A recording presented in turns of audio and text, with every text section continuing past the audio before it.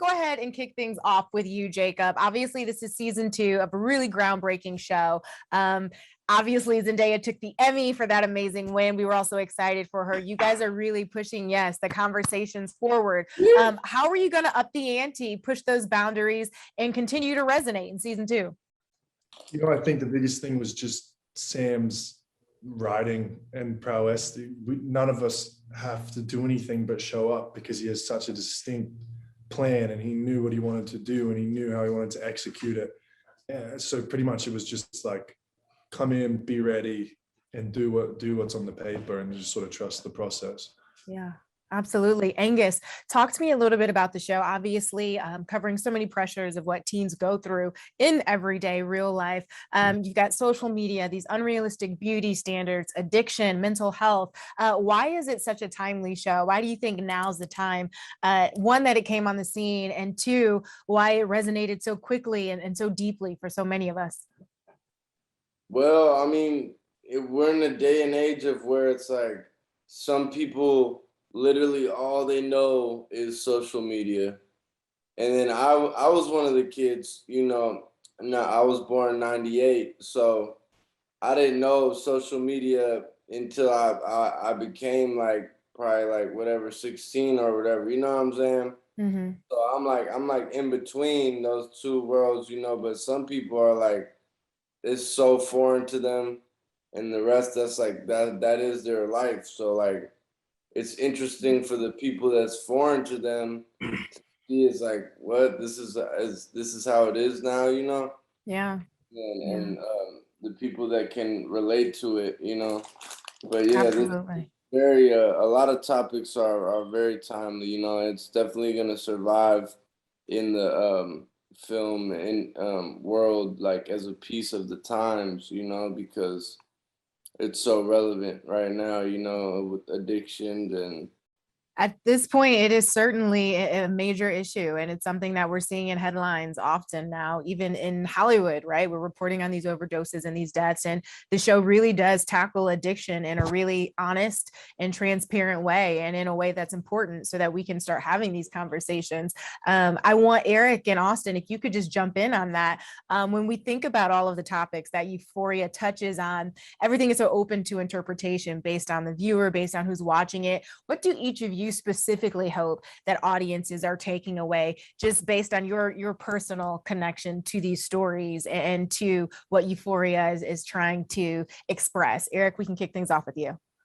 I think an understanding that these characters and their behaviors and the mistakes they made, there's always moments for redemption. I think that's one of the overall themes this season. Austin, what do you have to add to that? Yeah, I mean, I'm just thinking, when you asked that question, I just thought about my character, like in relation to like Barbie, Kat, and I feel like seeing how they're, when they actually come together, like what their relationship is actually like, and hopefully people can relate to that and like see themselves in our relationship and maybe learn something or maybe see something from a different perspective. Yeah, absolutely. So true and well said. Jacob, the world has fallen in love with Zendaya's role in Euphoria. Obviously, Rue is this fascinating, very multidimensional character. What does that magic feel like on set when you guys are all working with her? I mean, she's such a talented actress. It's like, it's out of this world. And then this season, it's like, again, you sit back and you watch it and you're like, that's someone who does their work and knows their craft. And I've said it before, and I'll quote it directly. She captains shush dog. Hi dog. She captains the ship like, she steers it down the straight. She's incredible. Yeah, it's really an honor to work with her, and it makes the work so much easier, because she's doing the acting. I just really just gotta sit there and react, So I'm like blessed, because absolutely.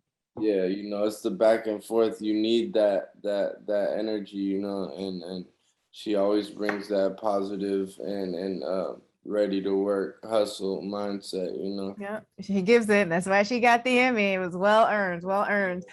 Before I let you guys go, I want to really quickly pivot, Jacob, back to the kissing booth, a little retrospection. You stole our hearts in the kissing booth. And I'm just curious to know, what was that like, that overnight success that came with it? And really just sort of turning into a heartthrob overnight. How most did your life change because of that?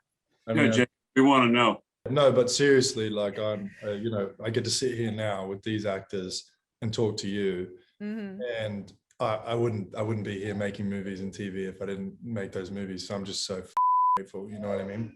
Yeah, no, absolutely. And the gratitude is key. I read somewhere that you'd said that initially when you were, you know, kind of pounding the pavement in Hollywood, your height was a deterrent. Is that true? Did you feel like you had to play down certain aspects of yourself to book roles in the beginning of your career? Yeah, I was a pretty nervous kid. Yeah, everything worries me.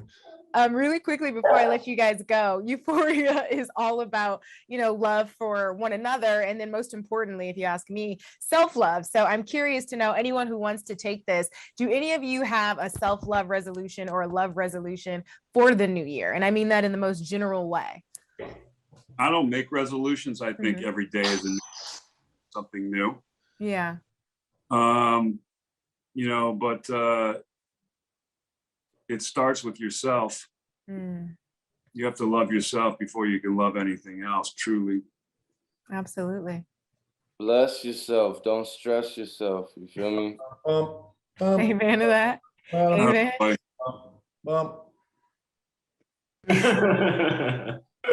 Austin, anything you'd add? Yeah, I don't know about resolutions, but it's definitely best to yeah, accept and love yourself as best you can, and not, you know, it doesn't really help to like tear yourself down all day, you know. Not to say that like being somewhat like, you know, being critical can be good, but yeah, not to be, because sometimes, you know, you can end up being kind of too hard on yourself, and then now you're kind of in a loop of just being mad at yourself, and that's not really like doing anything except causing you pain. Yeah, extending grace to yourself. Yeah, just being kind to yourself, which, you know, isn't always the easiest thing to do, but yeah. But important nonetheless. Well, gentlemen, thank you so much for your time, and congratulations on season 2. Happy New Year.